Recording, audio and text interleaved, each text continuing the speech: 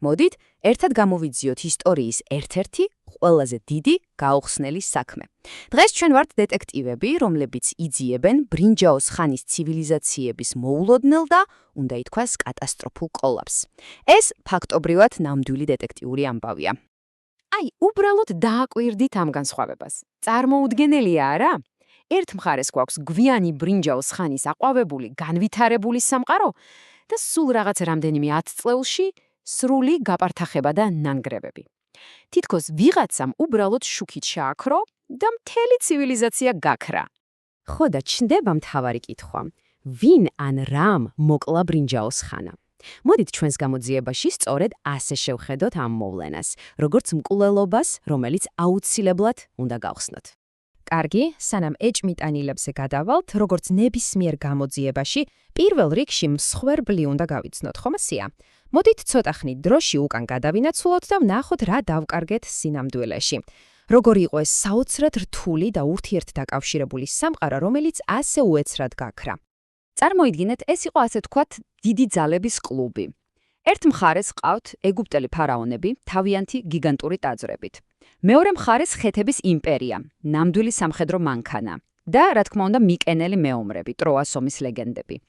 ესენი იყვნენ იმ დროის სუპერძალები, რომლებიც ერთმანეთს ძმებს ეძახდნენ და ფაქტობრივად მთელ მაშინდელ ცივილიზებულ სამყაროს მართავდნენ.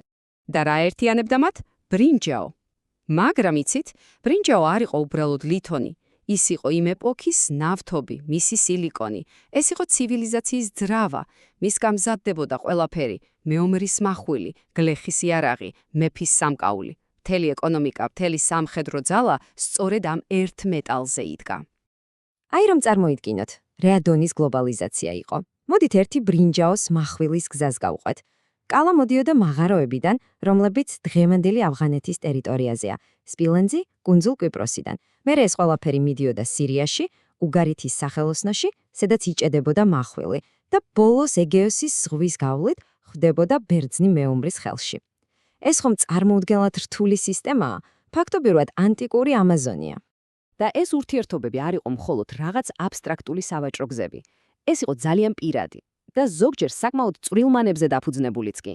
აი მოусმინეთ ამ ნამდვილ წერილს, რომელიც ბაბილონის მეფემ ეგვიპტის ფარაონს მისწერა. ჩემო ძმაო, შენ გამომიგზავნე სულ რაღაც 2 უბადრუკი მინა ოქრო. თუ ბევრი ოქრო გაქვს, გამომიგზავნე იმდენი, რამდენსაც შენი წინაპრები გზავნიდნენ, მაგრამ თუ ცოტა გაქვს, ნახევარი მაინც გამომიგზავნე. ხომ ხვდებით, ეს გვიჭყენებს რა პირადულ დონეზე ხდებოდა ყველაფერი. და აი, მივადექით ყველაზე მთავარს. მთელი ეს უზარმაზარი ურთიერთდაკავშირებული სამყარო. მართალია ძლიერი ჩანდა, მაგრამ სინამდვილეში ძალიან მყიფე იყო. წარმოიდგინეთ ულამაზესი ბროლის სასმისი, მდიდრული, შთამბეჭდავი, მაგრამ ამავე დროს უკიდურესად მსხვერპლი. ერთი არასწორი მოძრაობა და ყველაფერი დაიმსხვრევა. სწორედ ასეთი იყო ბრინჯაოს ხანის სამყარო. კარგი, მსხვერპლი გავიცანით. ახლა დროა საქმის მასალები გავხსნათ და მთავარ ეჭმიტანილებს გადავხედოთ. ვნახოთ, ვინ არიან ჩვენი ბრალდებულები. დავიწყოთ ეჭმიტანილი ნომერი 1-ით. ესენი არიან იდუმალებით მოცული ზღვის ხალხები.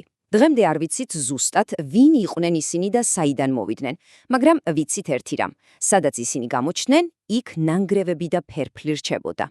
აი რა სწერდა უგარიტის უკანასკნელი მეფე სასოწარკვეთილ წერილში. მამაჩემო, მტრის ხომალდები მოვიდნენ. მათ ცეცხლი წაუკიდეს ჩემს ქალაქებს. ჩემი ქვეყანა თავის თავს გაამინდობილი.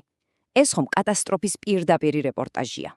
მაგრამ მოდით დავფიქრდეთ, მართლა ასე მარტივადაა საქმე? იქნებ ზღვის ხალხები მთელი ამბავი არ არის. რა მოხდება თუ მთავარი მტერი საერთოდ უხილავი იყო? რა მოხდება თუ დამნაშავე თავად ბუნებაა? ახლა, ალბათ იკითხავთ, საიდან ჯანდაბიდან უნდა ვიცოდეთ, როგორი ამინდი იყო 3000 წლის წინ? პასუხი ერთ საინტერესო მეცნიერებაშია, პალეოკლიმატოლოგიაში. მეცნიერები ფაქტობრივად ბუნების არქივებს კითხულობენ.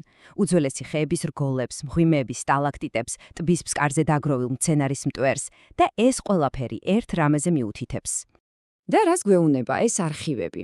დიაგნოზი საკმაოდ მძიმეა. დაახლოებით 300 წლიანი საშინელი გვალვა მთელ რეგიონში. წარმოიდგინეთ, მოსავალი აღარ მოდის, მდინარეების შრება, შიმშილობა გარდაუვალია. დიდი იმპერიები უბრალოდ შიმშილისგან იხჩობოდნენ.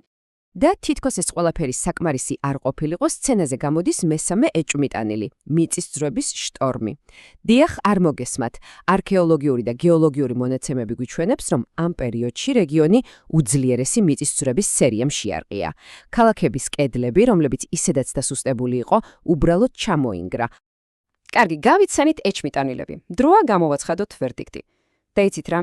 ამ საქმეში ერთი მკვლელი არ არის. ეს იყო იდეალური შტორმი. კატასტროფების ნამდვილი შეთქმულება. ეს არის კლასიკური დომინოს ეფექტი. მოდით მივყვეთ ჯაჭვს. პირველი, გვალვა იწვევს შიმშილს. ლოგიკურია.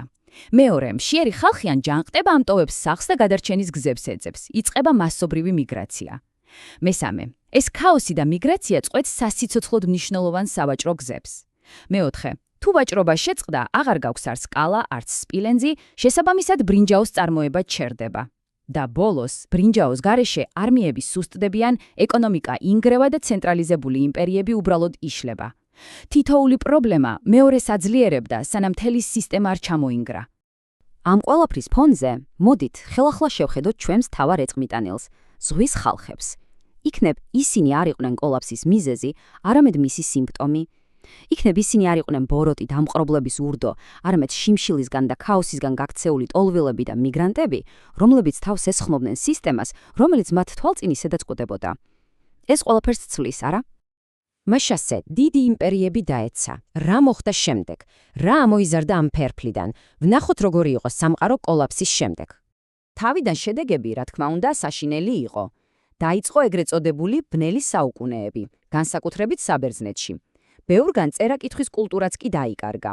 სასახლეები და დიდი ცივილიზაციები გაქრა. მაგრამ ყოველთვის არის მაგრამ. ამ ნანგრევებში რაღაც ახალი დაიბადა. ახალი, უფრო ხელმისაწვდომი ტექნოლოგია. რკინა. ბრინჯაოსგან განსხვავებით, რომელიც ელიტის ლითონი იყო, რკინის მადანი თითქმის ყველგან მოიპოვებოდა. ეს კი თამაშის წესებს ცვლიდა. და როცა ძველი იმპერიები ინგრევა, ყოველთვის ჩნდება ძალაუფლების ვაკუუმი. სწორედ ამ ნანგრევებზე აღმოცენდა ახალი ძალები. გაჩნდა ისრაელის სამეფო. დაიწყო ნეო-ასურული იმპერიის აღზევება. ჩაეყარა საფუძველი კლასიკურ საბერძნეთს და საბოლოოდ დაარსდა რომი.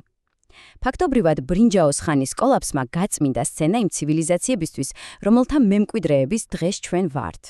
და ბოლოს, მინდა დაგისვათ ერთი არასასიამოვნო, მაგრამ ძალიან მნიშვნელოვანი კითხვა. ჩვენი დღევანდელი სამყარო, რომელიც უფრო გლობალიზებული და ურთიერთდაკავშირებულია ვიდრე ოდესმე. ჩვენი ეკონომიკა, რომელიც დამოკიდებულია ურთულეს გლობალურ ჯაჭვებზე. ჩვენი ცივილიზაცია, რომელიც დამოკიდებულია სტაბილურ კლიმატზე. ხომ არ ვიმეორებთ ჩვენს იგივე შეცდომებს? იქნებ ბრინჯაოს ხანის კოლაფსი, უბრალოდ წარსულის ისტორია კი არა, გაფრთხილება მომავლისთვის?